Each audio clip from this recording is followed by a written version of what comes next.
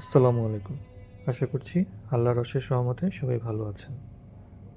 আজকে আপনাদের সামনে আমার একটি নতুন ট্রাভেল ব্লগ নিয়ে হাজির হয়েছি। হয়তো আপনারা ইতিমধ্যে ধরে ফেলেছেন, আমি আজকে সাকুরা পরিবহনে জার্নি করব বরিশাল থেকে ঢাকা। সাকুরা পরিবহন বরিশালের স্বনামধন্য একটি পরিবহন, যারা দীর্ঘদিন ধরে ঢাকা বরিশাল কুয়াকাটা রুটে সার্ভিস দিয়ে আসছে। এদের বহরের সবগুলো বাসই জাপানিজ হিনো ওয়ানজে হিনো ফুসো সিরিজের। আজকে ভ্রমণ করব সাকুরা পরিবহনের নন এসি কোচে।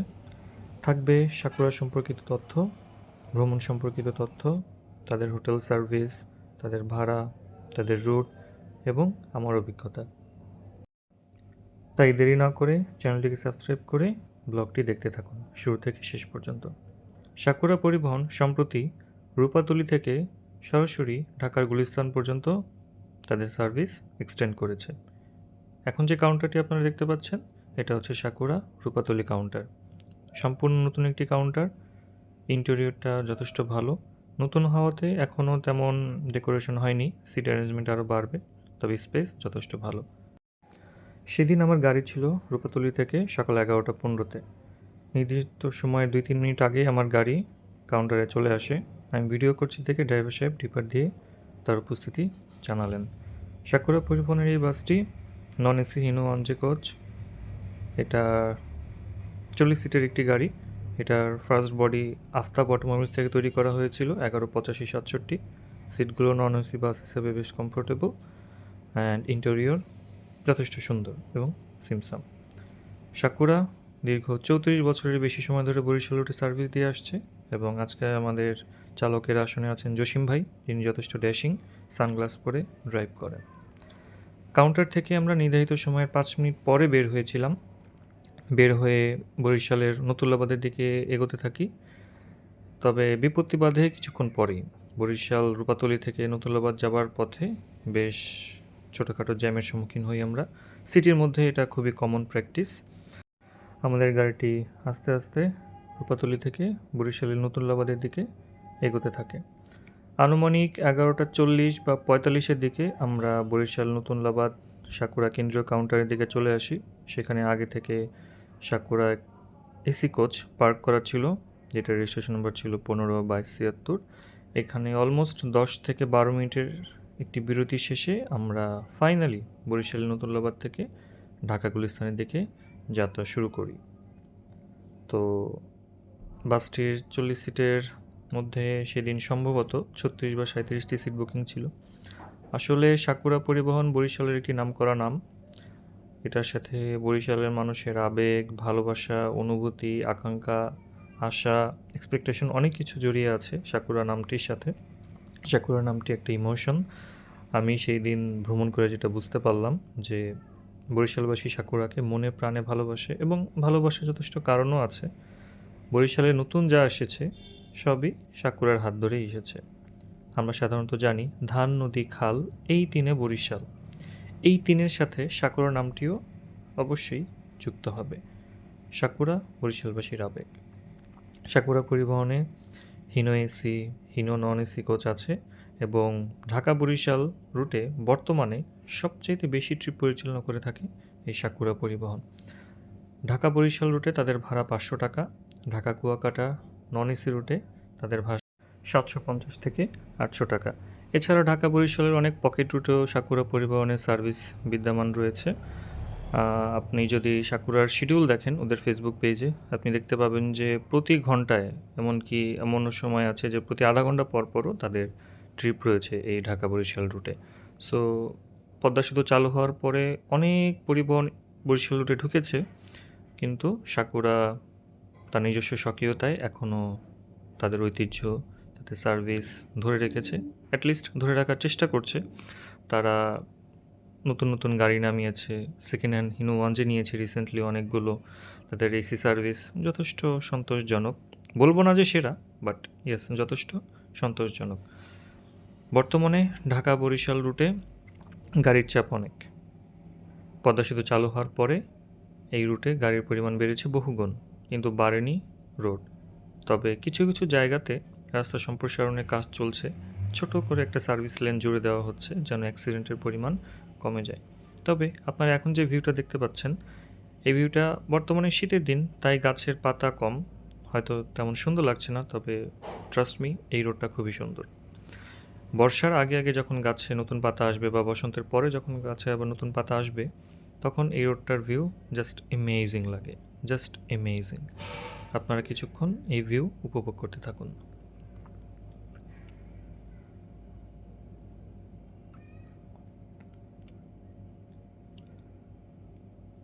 সামনে আপনারা যে সেতুটি দেখতে পাচ্ছেন, এই সেতুটি উজিরপুরে অবস্থিত।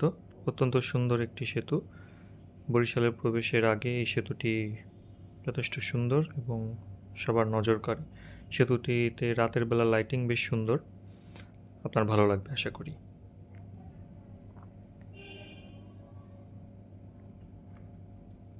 তবে হয়তো আপনি ইতিমধ্যে একটা জিনিস খেয়াল করেছেন যে ঢাকা বরিশাল রুটে প্রধান মহাসড়কে থ্রি হুইলারের চাপ অনেক। এই যে দেখুন, শ্যামলী পরিবহনের এই বাসটি অনেকটা চাপ দিয়ে আমাদেরকে ওভারটেক করে ফেললো।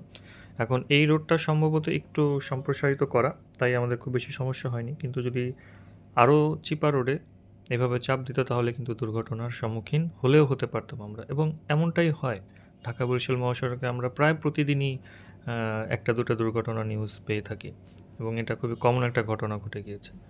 সো দক্ষ চালক না হলে আসলে এভাবে করে এগুলোকে ট্যাকেল করা যায় না, বিকজ দিনের বেলা গাড়ি চালানো প্রচুর টাফ ঢাকা বরিশাল মহাসড়কে।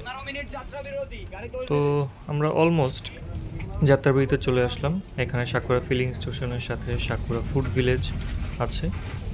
সাকুরা তাদের নিজস্ব oil pump sakura filling station থেকেই তাদের অয়েল রিফুয়েলিং করে নেয়, এবং সম্প্রতি 1-2 বছর আগে তাদের সাকুরা ফুড ভিলেজ সম্ভবত চালু হয়েছে সম্পূর্ণ নতুন আঙ্গিকে, এবং তাদের যাত্রীদের জন্য সেখানে পর্যাপ্ত পরিমাণে বসার স্পেস, খাবার ব্যবস্থা, ডাইনিং অ্যাভেলেবল আছে।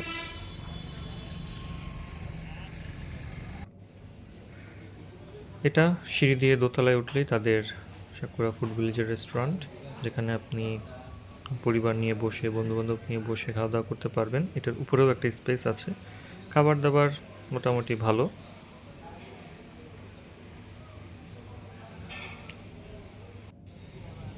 এখন যেটা দেখতে পাচ্ছেন, সাকুরার অরিজিনাল পেইন্টটি তাদের একটি লোকাল পেইন্টে অ্যাপ্লাই করা হয়েছে। তো যাত্রাবিরতি ছিল অলমোস্ট 10 থেকে 15 মিনিট, কিন্তু সেটা 20 মিনিট এক্সটেন্ড হয়ে যায়। এই ফাঁকে আমি কিছুটা বাসলামিং করে নিলাম। এই হুজুরটি দৌড় দিয়ে রাস্তা পার হতে নিয়েছিলেন, কিন্তু এভাবে রাস্তা পার হওয়া বিপজ্জনক।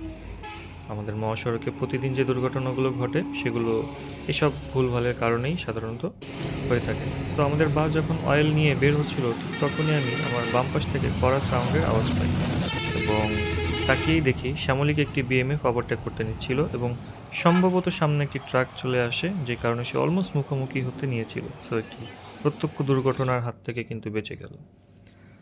20 থেকে 22 মিনিট পরে আমাদের গাড়ি আবারও ঢাকার উদ্দেশ্যে যাত্রা শুরু করে। আপনারা দেখতে পাচ্ছেন আমাদের ড্রাইভার সাহেব জসিম ভাই যথেষ্ট ঠান্ডা মাথায় ডানে বামে খেয়াল করে তিনি তার গাড়িটিকে অয়েল পাম্প থেকে বের করে আবারও ঢাকার দিকে রওনা হচ্ছেন।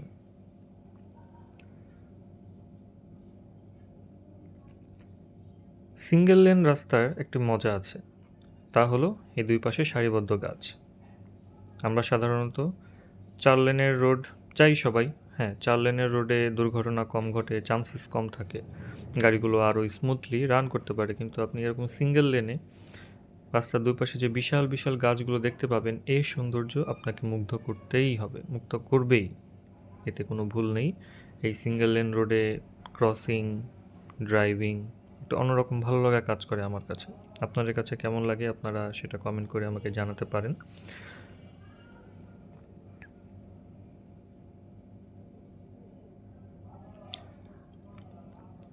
যেটা বলছিলাম, ঢাকা বরিশাল রোডে গাড়ির প্রেশারের কথা আপনারা একটু ভালোভাবে খেয়াল করলেই, ডানে বামে খেয়াল করলেই দেখতে পাবেন বামে 3 হুইলার, ডানে ট্রাক, বাস একের পর এক আসতেছে।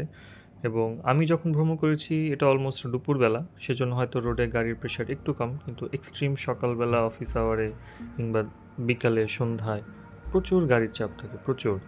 আর ঢাকা বরিশাল মহাসড়কে আপনি কিছুক্ষণ পর পর সাকুরা দেখতে পাবেন, এবং বাম্পারে বাম্পারে তাদের 2 গাড়ি, 3 গাড়ি, 4 গাড়ি, এটা খুবই কমন তাদের কাছে।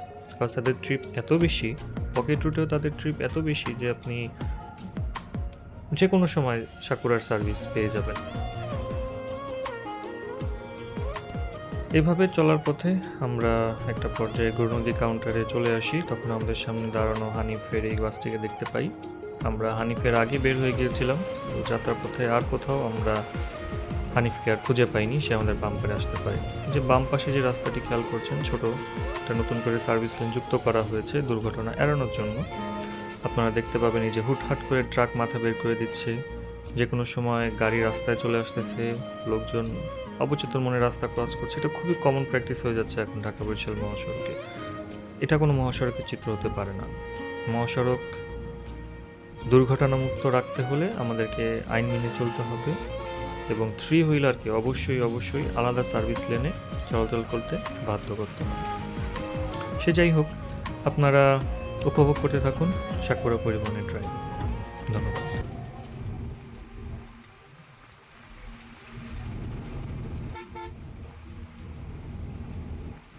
নিশ্চয়ই বুঝতে পারছেন যে সেদিন প্রচণ্ড বাতাস ছিল, বাতাসের আওয়াজে কিছুই শোনা যাচ্ছিল না, হিনোর সাউন্ড। এই যে সামনে যে বাসটিকে আপনারা দেখতে পেলেন, সে হুট করেই কিন্তু লেনে ঢুকে পড়েছে, কোনো সিগন্যাল ছাড়া, ইন্ডিকেশন ছাড়া। তো এই কারণেই দুর্ঘটনাগুলো ঘটে। তো সাকুরা নিয়ে কথা বলছিলাম আমরা। তো সাকুরা পরিবহন সর্বপ্রথমে খুব সম্ভবত মিৎসুইয়া পরিবহন নামে আবির্ভাব ঘটেছিল।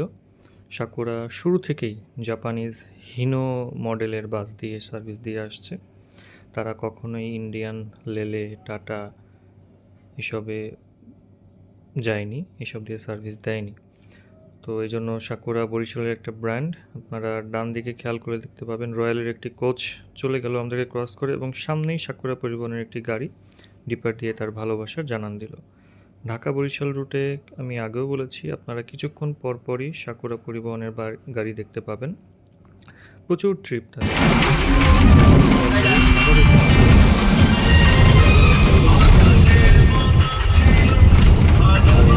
তাদের আছে।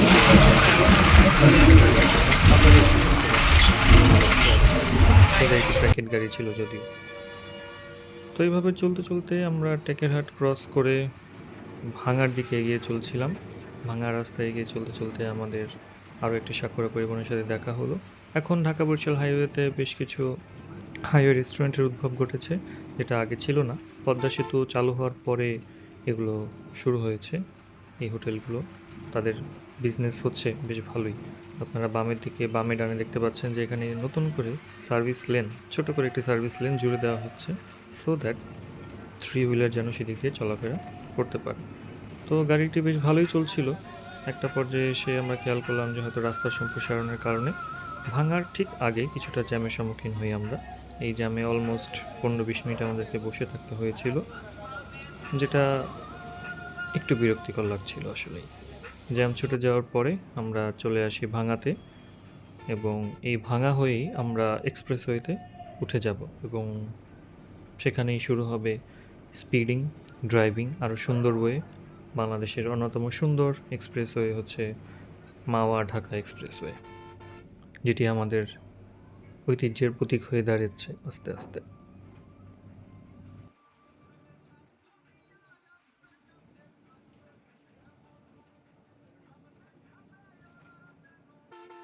বলে রাখি, এই ভাঙা চৌরাস্তাটি আধুনিকায়নের আগে এখানে প্রচুর দুর্ঘটনা ঘটতো। কজ এখানে ঢাকা বরিশাল, ঢাকা খুলনা, ঢাকা গোপালগঞ্জ, ঢাকা আরিচাঘাট, এই 4টি রোডের সমাহার, ঢাকা মাওয়া সেখানে যুক্ত হতো একসাথে।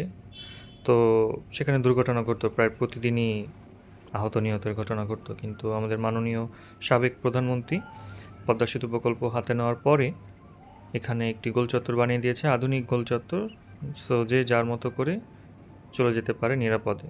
তো এখন আর সেভাবে দুর্ঘটনার ঘটনা ঘটছে না। বাসগুলো নির্বিঘ্নে তাদের নির্দিষ্ট লেন দিয়ে নির্দিষ্ট দিকে নির্দিষ্ট গন্তব্যে চলে যেতে পারছে। ঢাকা বরিশাল, ঢাকা খুলনা, গোপালগঞ্জ, ফরিদপুর, আপনি যেদিকেই মুভ করতে চান না কেন ইজিলি মুভ করতে পারবেন।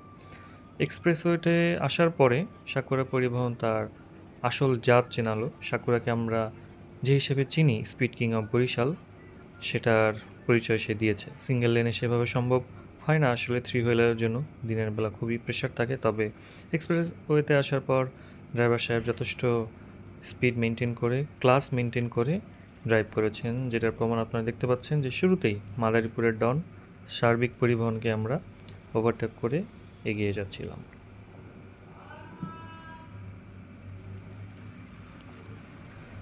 এক্সপ্রেসওয়েতে আসলে আপনি একটা জিনিসে হয়তো মুগ্ধ হবেন, সেটা হচ্ছে এই যে উঁচু নিচু ব্রিজগুলো।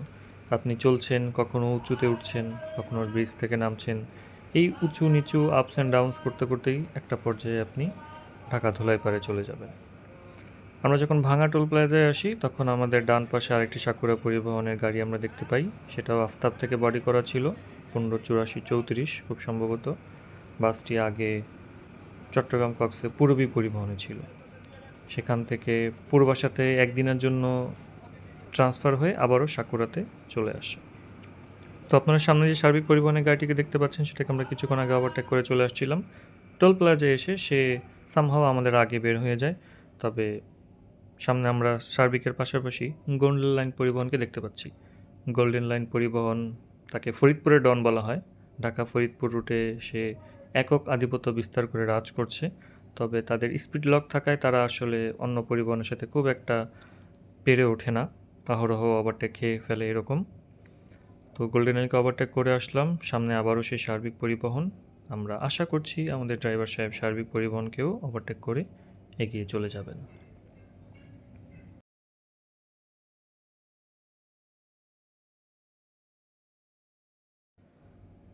যা বলছিলাম, সাকুরার সামনে কোনো পরিবহনেরই দাঁড়ানোর সক্ষমতা হয়তো হয়ে ওঠেনি। Sakura Sakurai, he is the king sakura.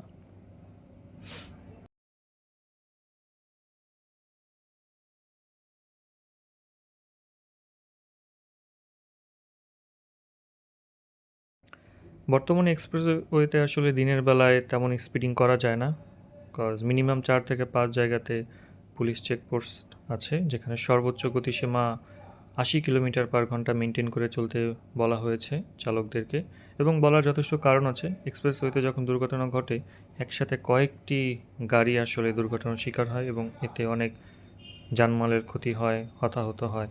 So সেখান থেকে বাঁচাতে, যাত্রীদেরকে সেফ রাখতে বাংলাদেশ সরকার এই আইন করেছেন। কিন্তু মোস্ট অফ দ্য টাইম দেখা যায় যে আমাদের চালকরা এই আইন মেনে চলে না। সামনে আপনারা এখন ঢাকা বরিশাল রুটের অন্যতম সেমি লোকাল কোচ বিএমএফকে দেখতে পাচ্ছেন। বিএমএফ সাকুরাতে আরেকটা পরিচিত নাম লোকালের দিক থেকে। একটা সময় সাকুরা আর বিএমএফের মধ্যে প্রচুর ফাইট হতো, কিন্তু এখন সাকুরা সাকুরাই সেটার ক্লাস মেনটেন করে চলে আসছে এবং আমরা আশা করব আরও দীর্ঘদিন ধরে সেটার ক্লাস মেনটেন করে চলতে থাকবে। এর পরবর্তী ফুটেজে আপনারা দেখতে পাবেন আমাদের পদ্মা সেতুতে প্রবেশের মুহূর্ত। সো আশা করব আপনারা সেটা উপভোগ করবেন।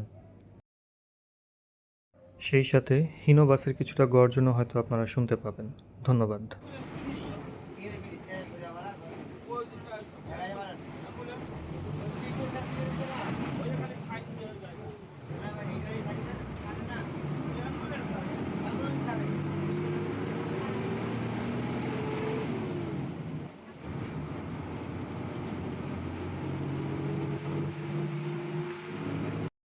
পদ্মা সেতু বর্তমানে বাংলাদেশের গর্ব।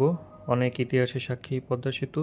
বাংলাদেশ যোগাযোগ ব্যবস্থার আমূল পরিবর্তন ঘটিয়েছে এই পদ্মা সেতু, বিশেষ করে দক্ষিণবঙ্গে ঢাকা বরিশাল রুটে, ঢাকা খুলনা গোপালগঞ্জ রুটে।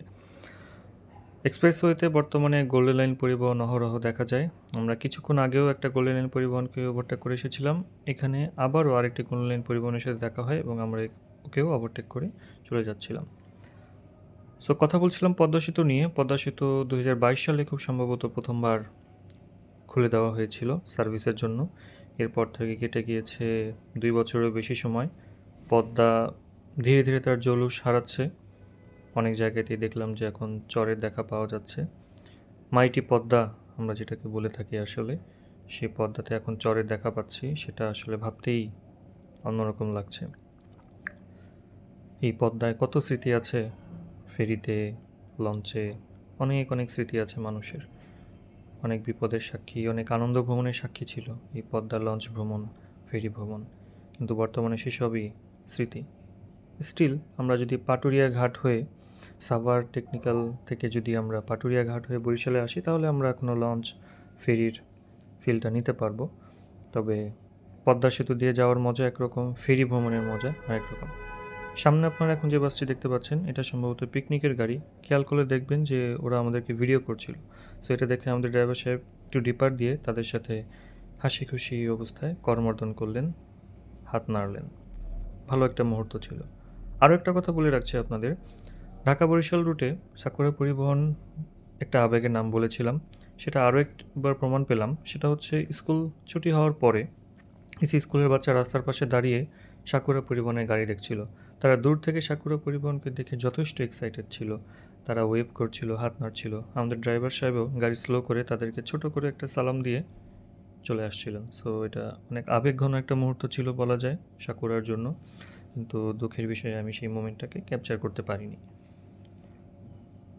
তো এরই মধ্যে আমরা পদ্মা সেতু ক্রস করে ফেললাম। পদ্মা সেতু ক্রস করার পরে আর খুব বেশি টাইম লাগে না আসলে। এই ফুটেজে আপনারা দেখতে পাচ্ছেন আমাদের ড্যাশিং জসিম ভাই ড্রাইভিং স্কিল। সে এক হাতে স্টিয়ারিং রেখে অলমোস্ট 100 কিলোমিটার গতিতে ড্রাইভ করছিলেন। এটাকে অনেকে রিস্কি ড্রাইভিং বলে মুভ করতে পারেন বা কমেন্ট করতে পারেন, কিন্তু তার ড্রাইভিং স্কিল অসাধারণ, স্টিয়ারিংয়ের কন্ট্রোল অসাধারণ। আপনারা দেখতে থাকুন সে এই 100 কিলোমিটার পার আওয়ার গতি মেনটেন করে কিভাবে এক হাতে গাড়ি চালিয়ে এই মাস্টার পরিবহনকে ওভারটেক করে। Just wait and watch.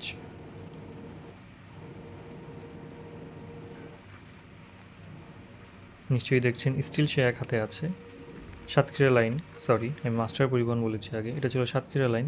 Satkhira লাইনকে সে অলমোস্ট 100+ গতিতে এক হাতে স্টিয়ারিং কন্ট্রোল নিয়ে ওভারটেক করল। This is pure class. So এরপরে আসলে উল্লেখযোগ্য তেমন কোনো ঘটনা ঘটেনি। আমরা আনুমানিক দুপুর 2:30 বা 3টার দিকে বাবুবাজার ব্রিজে চলে আসি এবং সেখান থেকে সোজা গুলিস্তান ফ্লাইওভারে চলে আসি। সো অবশ্যই আপনারা জানাবেন কমেন্ট করে আজকের ভ্রমণ ভিডিও, ব্লগ ভিডিও কেমন লাগলো। চ্যানেলটিকে সাবস্ক্রাইব করতে পারেন এবং পরবর্তীতে কোথায় ব্লগ ভিডিও দেখতে চান সেটা কমেন্ট করে জানাতে পারেন। ধন্যবাদ।